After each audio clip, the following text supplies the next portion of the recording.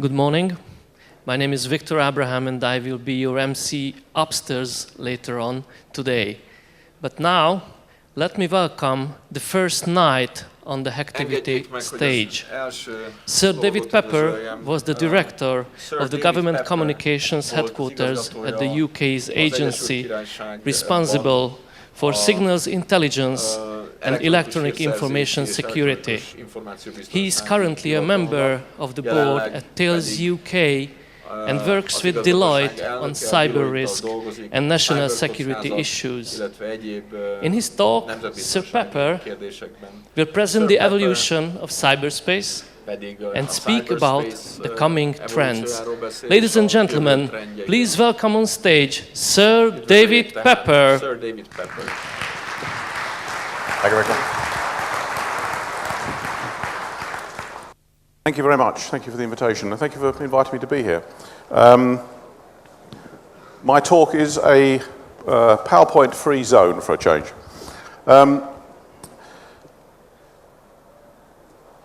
As Victor said, I'm going to talk about evolution in a very particular way. I'm not going to talk about technology. I'm not a technologist. I want to talk about the people and the organizations who are involved in some of the activities that most people in this room spend their time thinking about and working on. I've called my talk Cyberspace and Beyond, Evolution in Action. And that headline is intended to make 2 points, really. The first is the fairly obvious one, that the struggle between malware and attempts to counter it is a form of arms race that can be compared in many ways to the process of evolution. There's a battle for survival with measures and countermeasures being taken in response to each other. The second point is perhaps less obvious. The evolution we see is not confined to cyberspace, but appears also in the real world of people and organizations, and in the way they behave. Moreover, I think the pressures that drive the evolution I'm talking about arise primarily in this real world rather than in cyberspace itself. So what I want to do is try to explore these processes and to focus in particular on the way people and organizations have to develop if they're to survive and prosper in a world increasingly dominated by the internet. I should perhaps say the analogy with evolution is not a precise one. There's all sorts of ways in which you can demolish it, I think. But I think it leads to an interesting analysis of the pressures involved and of their consequences for people and organizations. So that's what I'm going to try to explore. I'll probably link back once or twice to things that Jeff was saying earlier. I was very struck listening to Jeff, firstly by how much he sounded very much like some of my former colleagues in the intelligence and security world, but also because a number of the points he was making will link to some of the things I want to say about people and organizations and the way they operate. So although we have not in any way colluded in preparing our talks, I found a number of points in which they link. I want to start by running through the main categories of threat actors, the people who are generating these threats. I think this is important because it seems to me if we want to analyze the consequences of the activity, we have to understand their purpose and what people are trying to achieve, and what the motivation is of the people who are creating them. So the most obvious place to start, I think, is with cybercrime, by which I mean any form of financial theft or fraud. It can be directed against individuals, such as attempts to get banking details through phishing or whatever technique. Or the victims could be companies, which means potentially any company doing business over the internet. Or the target can be the state. For example, criminals might be using the internet to try to commit benefit fraud.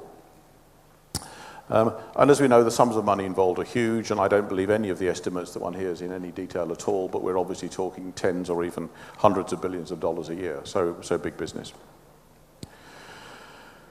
That's cybercrime. My second category is cyber espionage, by which I mean countries trying to obtain other countries' secrets over the internet. Now, it strikes me that this approach to espionage is really no different in principle from all the old-fashioned approaches of trying to obtain information and secrets by perhaps burgling an office or recruiting a spy or trying to blackmail somebody. The object is very similar. The object is identical. And there's a lot of similarity in the techniques. Again, it come out very clearly in Jeff's talk. His list of things that you have to do could have been the list of anybody who was using old-fashioned espionage techniques before they could make any progress. But the cyber approach does have a number of significant advantages over the old-fashioned approaches. There's the huge amount of material available online, for example. There's a very large number of alternative routes that are available, all the possible personal email addresses that you could go in through, as well as just directly into the official repositories. Your chances of getting caught are probably smaller, and if you are caught, using all the techniques that Jeff talked about and that you all are familiar with, it can make it virtually impossible for the victim to prove your identity. Whereas if you're caught burgling an office, it's quite hard to deny that you are who you are. But the motivation behind the conventional and the cybercrime, I think, are essentially the same. An important variant of this, which I think is very important these days, is industrial espionage, by which I mean companies having their commercial secrets stolen. I think most of the same points that I've talked about for espionage apply also to commercial espionage, including the advantages. A country that wants to steal the commercial secrets of another country may be able to do so more easily and more safely by exploiting its target's poor online security than by burglary or bribery. And of course, any company that has its internal processes in any way exposed to the internet is potentially vulnerable.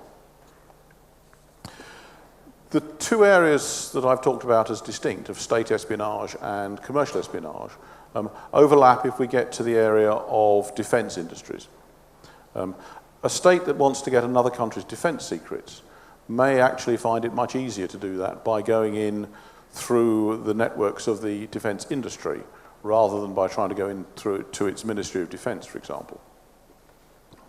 Now, we know that these problems of espionage, whether commercial or defense or industrial, are real and serious. For a long time, and certainly for quite a lot of the latter part of my career, this was not really taken seriously. It was seen as a problem that the spooks had invented, that the strange geeks in my organisation were worrying about, that weren't real. But it suddenly became very clear that they were real. And I think the problem is now taken seriously throughout government and increasingly throughout industry as a real problem.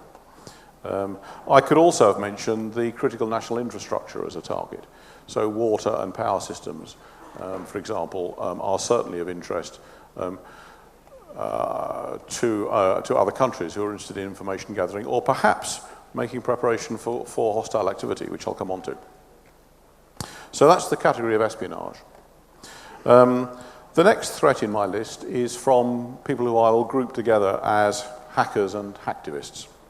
So I'm grouping together people who might attack personal or corporate IT systems just for fun, just to prove how clever they are, and people who do so for a political or an ideological motive. And in doing this, they may, of course, be seeking to do damage or to block legitimate access or to steal information. The motivations, I think, of the two groups of hackers and hacktivists might be different. One doing it for fun, just to prove they can. The other for political or ideological reasons. But their techniques and I think the effects on their victims are similar. And I suspect there are people who will turn up in both groups. My next category is terrorism. And Jeff talked a bit about cyber jihadists. But so far the world has been spared, I think, what I would truly call cyber terrorism. That is to say, physical effects delivered by terrorists over the internet. I think that's a bit surprising. We know, and you saw a lot of what Jeff was talking about, we know that Al-Qaeda have very considerable IT expertise. They use the internet a great deal. Their use is sophisticated. Operationally, they understand cybersecurity pretty well. But they've not yet chosen to use this expertise offensively. That may, I suppose, be because they have a fixation with bloodshed and with transport systems, or perhaps because it would be too hard for them still to achieve the magnitude of effect, the size of effect that they would like to. But I do believe that at least for purposes of self-protection, nations should be regarding cyber terrorism, at least in the medium term, as a real threat, whether from Al-Qaeda or from some other group. There are other groups around who I'm sure could be doing it. And then my last category of threat is cyber warfare, which is a term that gets used very casually and very loosely. I'm using it to mean attacks by one state to disable or subvert the IT infrastructure of another state. So this definition would include, for example, peacetime events like the denial of service attack on Estonia a few years ago, which was clearly intended to disable the civil government's IT systems. It would include activity by one state to disable an opponent's civil or military systems before or during actual hostilities, as appears to have happened a few years ago before the Russian attack on Georgia. And it would certainly include phenomena like Stuxnet.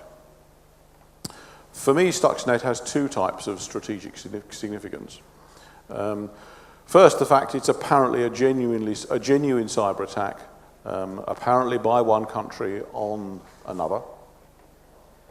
And secondly, the fact that it attacks control systems which are widely used not only in the manufacture of nuclear material, but also in many aspects of the critical national infrastructure, in power and water control systems, for example. And as far as I know, those two features are both the first time we have observed such things.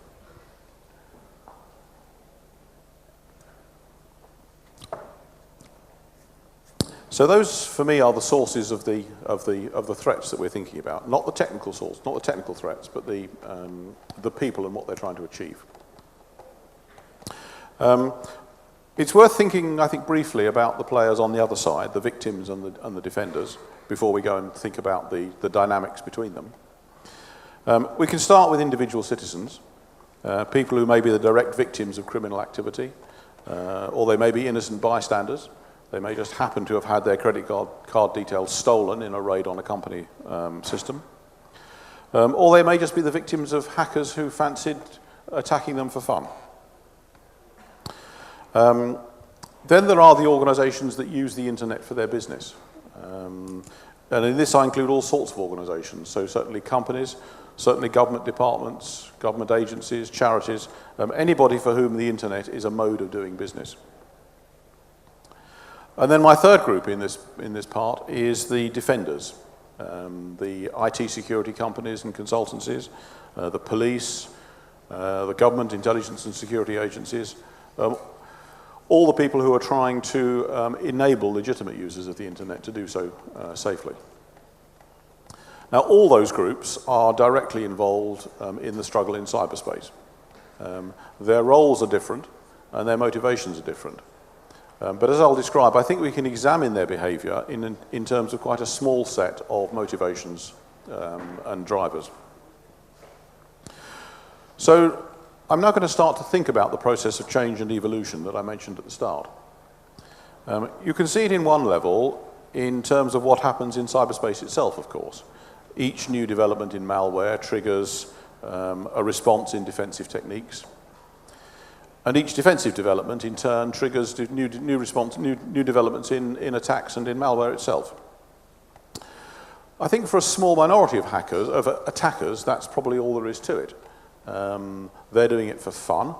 They have no wider interest beyond trying to show how clever they are to be better than their opponents, and because they get a kick out of it.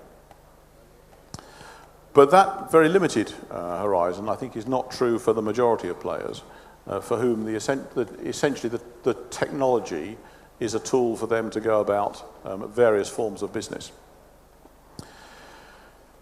So most of the evolutionary battle in cyberspace is driven by real-world pressures and by opposing motives. So if we start with the attackers, the criminals are motivated by simple greed, the motive behind all property crime. The hacktivists will be driven by ideology or politics. For example, a hatred of capitalism, or a particular set of views about Julian Assange, for example. Terrorists, if they do eventually appear in this battle space, will be motivated by a desire to damage or destroy the Western political system. The spies who turn up in cyberspace are working for national security or for some other form of national interest, perhaps to achieve national commercial advantage by acquiring foreign companies' intellectual property. All these motivations drive the attackers to advance their capability and to win the next round in the battle with the defenders. If we turn to the victims of the attacks, I think there are two types of motivation. One is the simple need to use and rely on the internet. This applies to users at all levels. Individual citizens, for example, need to use it for business or for leisure or for personal administration such as banking. Many companies rely on it for essential business functions, from customer access to process control. And governments depend upon it for a similar range of internal processes and for service delivery, increasingly. So all these players will be motivated to invest effort in their defense by their particular needs. And the amount they invest will reflect their assessment of the balance between cost and benefit. And I think that balance is one that's increasingly coming to be understood, particularly by companies, and coming to be a driver for their decision on how much effort they should put into protection. It's not necessarily easy, but I think it's vitally important. The second category of motivation, I think, is found among those who provide or operate the communications that the internet relies on, and those who actually defend it. So I include in this group the communication service providers, the communication companies, internet authorities such as ICANN, government agencies such as police and the intelligence and security agencies, my former colleagues, and indeed the IT security industry. Now in this group I think the motivating factors are a mixture of professional belief in the need to protect the internet, having responsibility for national security and for the prevention of crime and espionage, and in some cases, of course, simple commercial interest.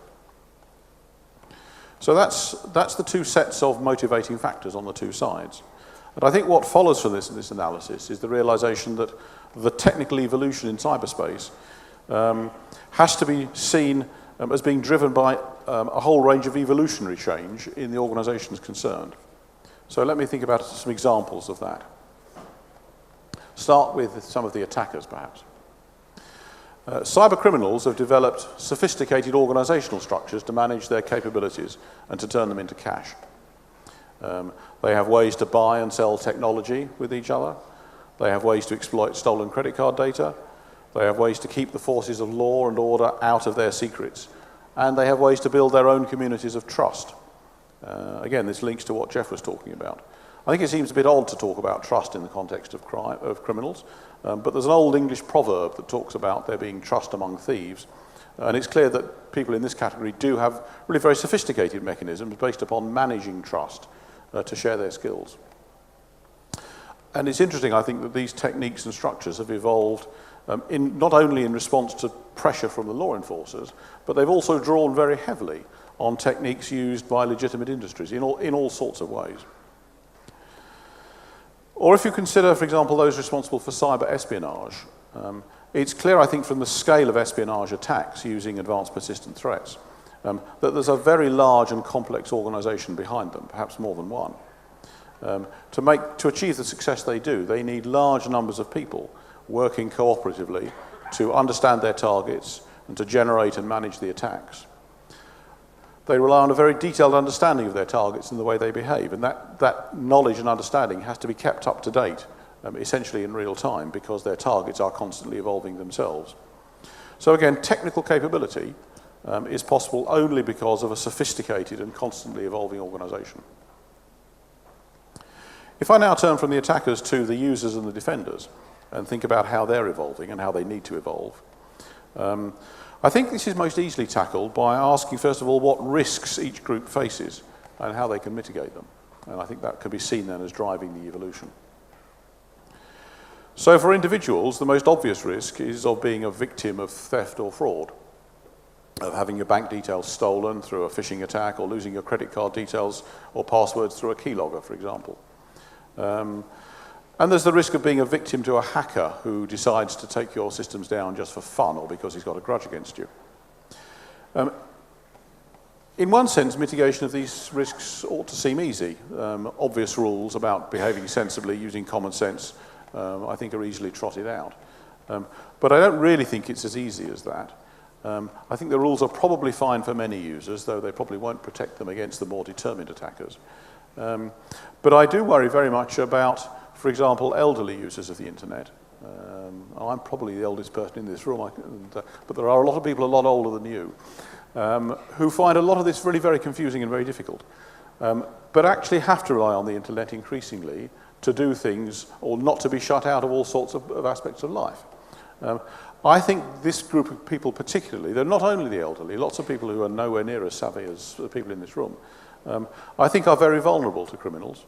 I think they don't know how to react to unfamiliar events, and I think they don't know how to recognize danger signals.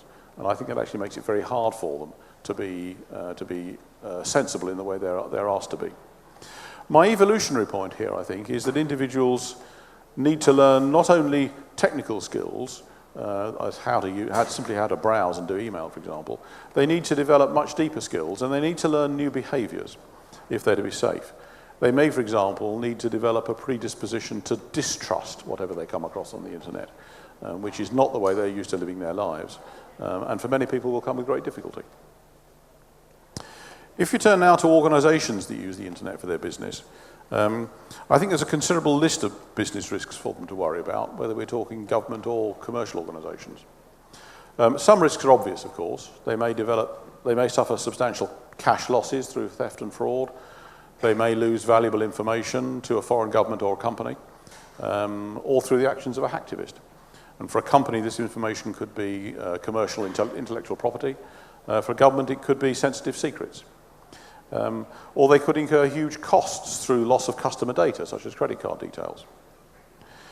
Then there's the risk of reputational damage. For a company trading on the internet or selling services, this could well deter customers. So Sony, for example, discovered a couple of years ago the consequences of being careless. For a technology company, having it demonstrated that your own IT security was poor would not do your own technical reputation or your chances of selling your services any good at all. And for a government, successful cyber attacks could easily endanger public confidence in its ability to deliver services online. And that, I think, is particularly important because most governments these days find not only that their citizens expect online service delivery, but also that they need to do it in order to save money themselves. So I think that's quite a significant factor. There's the risk of a major loss of business as a result of damage to a company website. Or an attacker could cause huge and catastrophic financial damage like that. And then a company could lose its production capability through attacks on its internal processes. So it's a very long list of risks. Enough, I think, to frighten most company boards if they really sit down and think about it properly. And I think that list poses two sorts of challenge to them.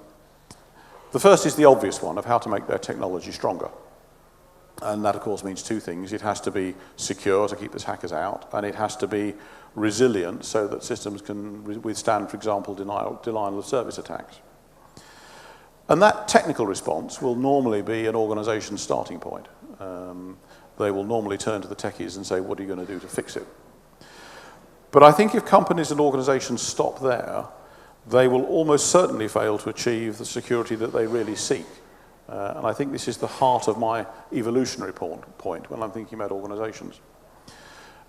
Because the bigger and much more difficult challenge for them is to change the way they behave, and in many cases to change their culture. So at working level, the people working in the organization may well be their biggest source of weakness. So companies may be full of people who would unthinkingly plug an unknown USB drive into their desktop computer, or they might well visit risky websites. And in all these ways, they will expose their employers to unnecessary risks. So there's a very important feature here of staff education to make sure people understand how they have to behave responsibly in order to protect their organization. But I think most critically, it needs the leadership of the organizations to evolve. Company boards and senior executives who are indeed government ministers and senior civil servants, who are very used to regarding IT as something that the IT department will look after for me that I don't need to worry about, need to understand that they can't do that anymore. They can't regard IT as just something that's over there that somebody else will look after for them. They have to realize that by using IT and the internet in the way they're doing, they are exposing their company not only to huge advantages, but also to huge risks. And they need to engage themselves in understanding those risks and thinking about what can be done. They need to think through the business risks properly in the way that I've just gone through, perhaps. They need then to make informed decisions about how to mitigate them and realize that these are not decisions they can just pass off to their CIO. They need also to think about a very wide range of actions, such as things like backup, things like contingency planning. What will they do if and when they are actually attacked? How will the company respond? What will they do in the first hour? And they need to make sure, these leaders, that their own personal behavior conforms to company policies. So company leaders who happily say these are the rules for the way company has to use IT, but then go off and do something entirely different themselves, I think have to understand that they are completely disabling their policies and their security in that way. So there are big changes needed in behavior and in culture. Companies also need to think about external collaboration, which may in fact be even more difficult. And the driving force here, I think, is the need for collective defense, because a lot of the threats are threats that are in common. And so collaboration and information sharing is essential if companies are going to defend themselves effectively. Now, I know this raises awkward questions. It's understandable that companies don't really want to admit to being the victims of attacks, and they're very reluctant to do so. But I don't think the issue can be avoided. And there's a current development in the UK where our government is currently trying to build mechanisms with companies to facilitate information sharing, to try to enable them to share information without giving away things that they're very sensitive about. I think there's a similar international dimension that needs government leads. Cyberspace is obviously a transnational domain. Cyber threats clearly don't respect international boundaries. And to be effective in countering threats, countries have to collaborate. And again, this raises problems similar to the proposition that companies have to collaborate. Each nation will have secrets that they really don't want to share with others.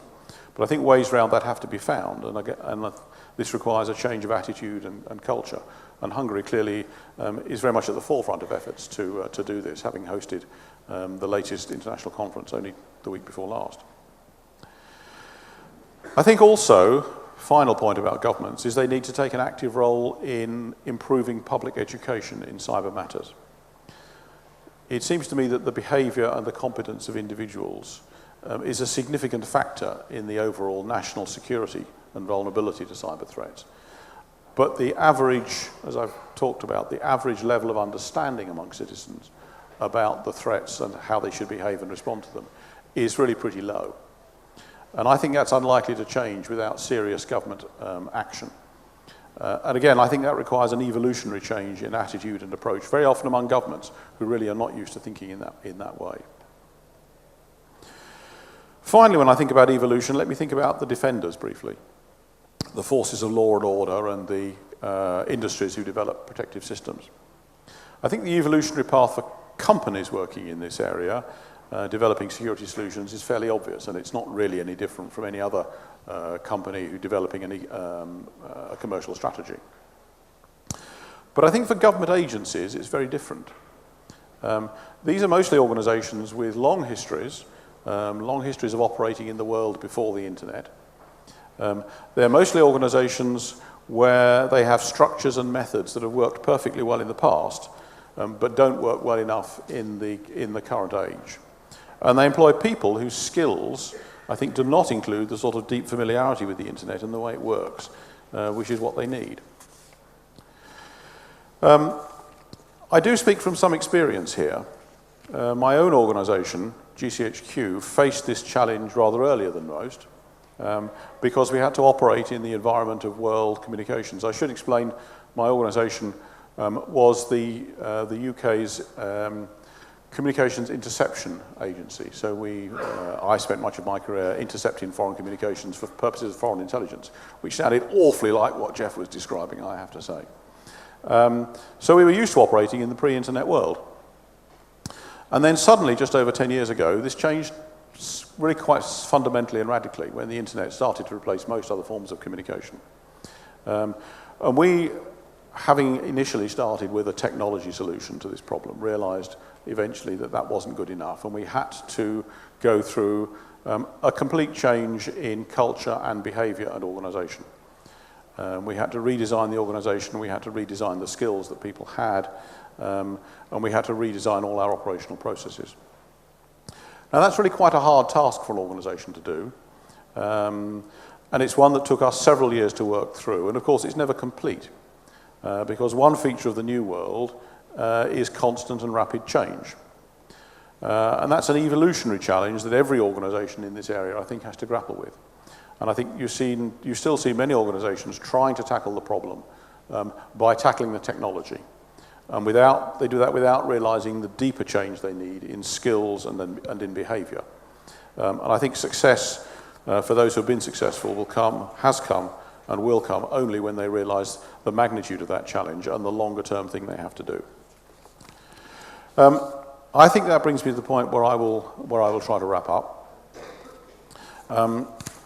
I've used the metaphor of evolution to describe what's happening in and around cyberspace, because I think it provides a useful framework for looking at a complex problem.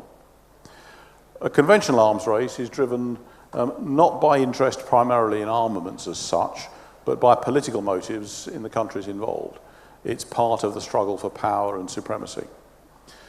Cyberspace, I think, is partly different from that, in that there are people, and I suspect there's quite a few in this room, who are interested primarily in the technology, and many whose motives don't go beyond that. But the great majority of the developments I've talked about, and the great majority of the developments that affect society, are driven by forces that are perfectly familiar in the real world. They're driven by things like greed and political power. And that, I think, an understanding of that is necessary to understand how the internet is going to evolve and how those people who rely upon it and use it have to evolve if they're to be able to do so safely. I fear this analysis doesn't bring any great hope that the struggle against cybercrime or any other threats will come to an easy end, or indeed will ever come to an end, because cyberspace is merely one location in which the struggle between forces that clearly originate very deep in our personalities and our societies are operating. So I think we have to expect this struggle, this cyber struggle, to last probably as long as cyberspace itself. Thank you very much.